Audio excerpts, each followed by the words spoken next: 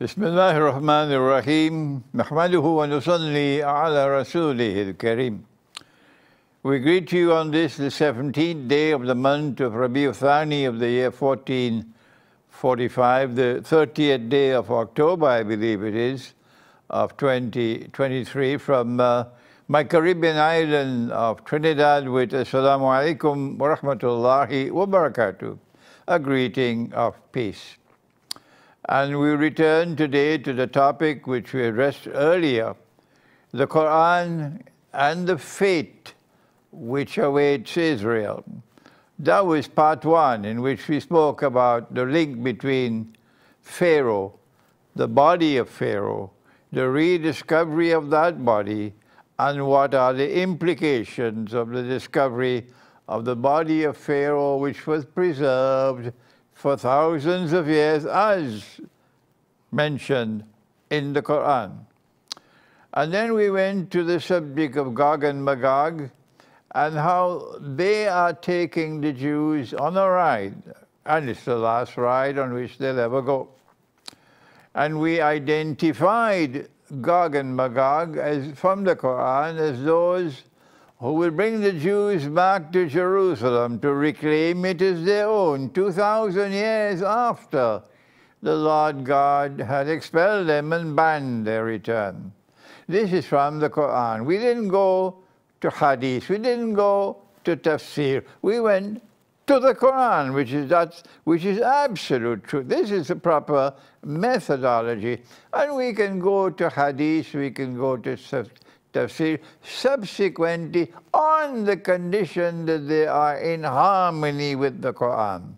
And we identified Gog and Magog as those who control power in modern Western civilization. And we can see that they are now being drawn to the Holy Land. Gog and Magog are coming back to the Holy Land because the American warships and aircraft carrier, the French and the British, now the Germans also want to be part of it. They're all being sucked into the Holy Land. What they don't know is once you go in, you'll never be able to come out. That's all for enough. And now today we want to go to a second part of the subject of the Quran and the fate which awaits Israel. And this has been dealt with in my book. You see the cover of the book on the screen. The book entitled Dajjal, the Jassad, and Akhiru Zaman. Dajjal, the Jassad, and Akhiru. If I remember, if that's the topic, the title of the book. And you'll see the cover on the screen, inshallah. And this is a subject which is connected with King Solomon. And so Israel should be interested. The Prophet Solomon, Nabi Sulaiman alayhi salam, who is also a king.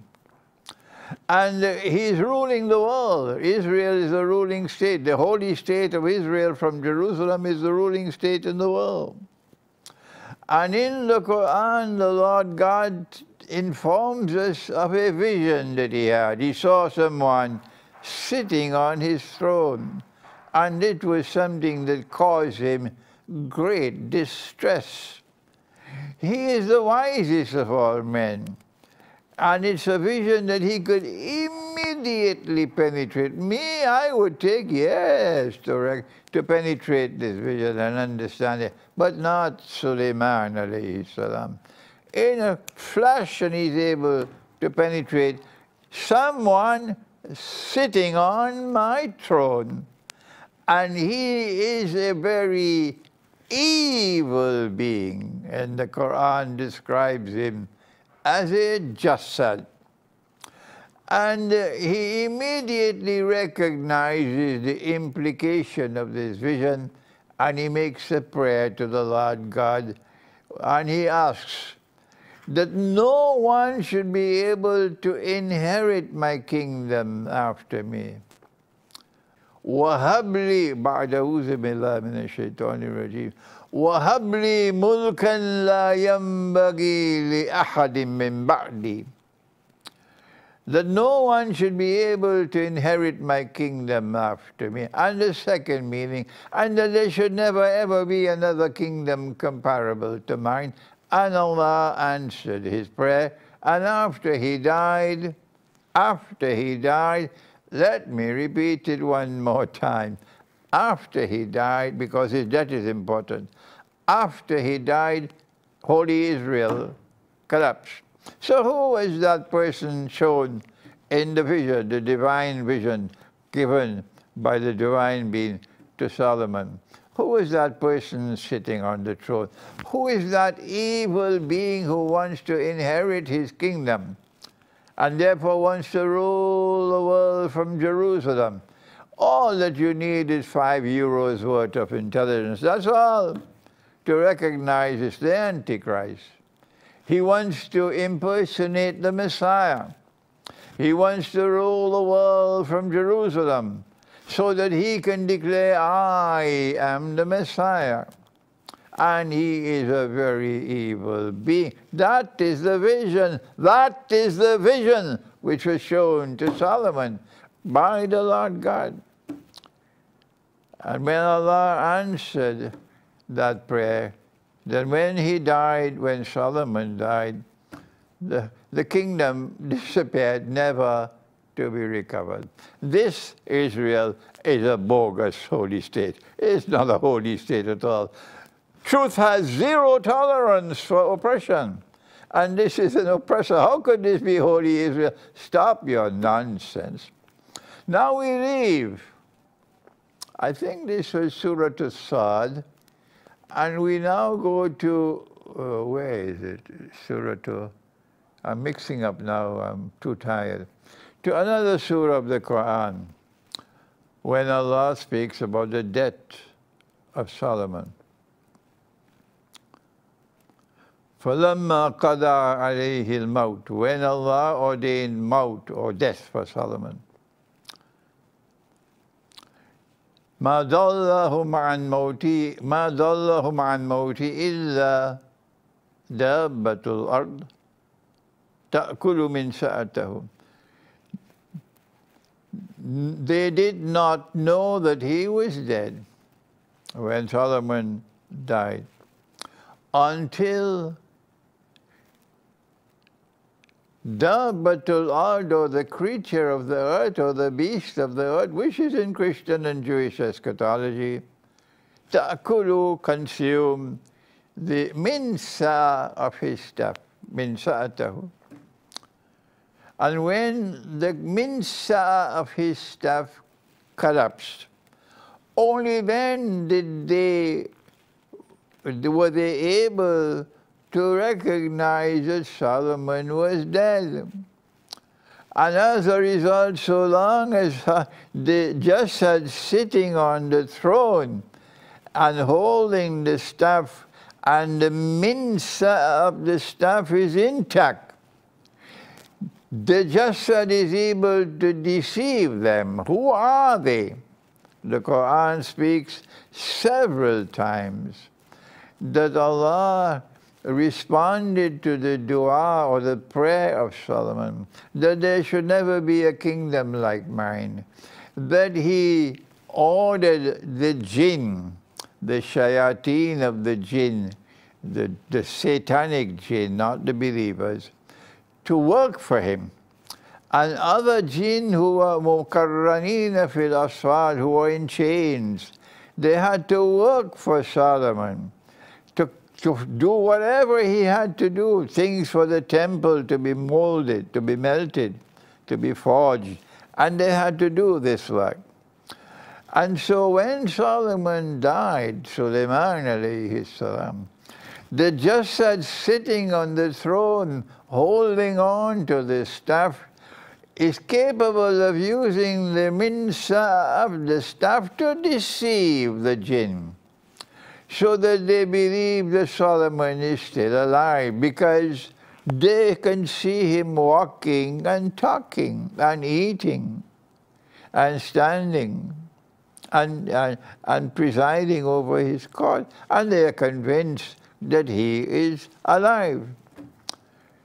So then the minsa of the staff was something which was capable of intervening in time, in the movement of time, and causing time to move forward and backward. Today it's commonplace. You can go on your television set and you can see General Charles de Gaulle. There he is on the screen. He's talking and he's walking. Yes, you can see all these things. People who have died and still they are on the televisions. But at that time, no one thought it was possible.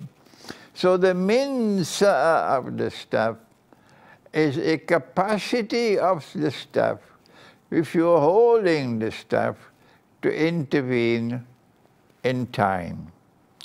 And Dabbatul ard are creatures created by Allah, who have a capacity created by Allah, which can destroy that capacity of the staff.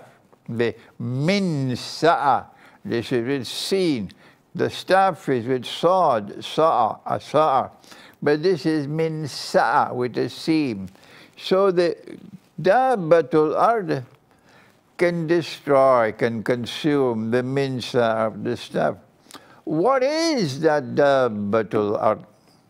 If you go to the books, the classical books of tafsir, you hear about termites, and they're eating the bottom of the staff.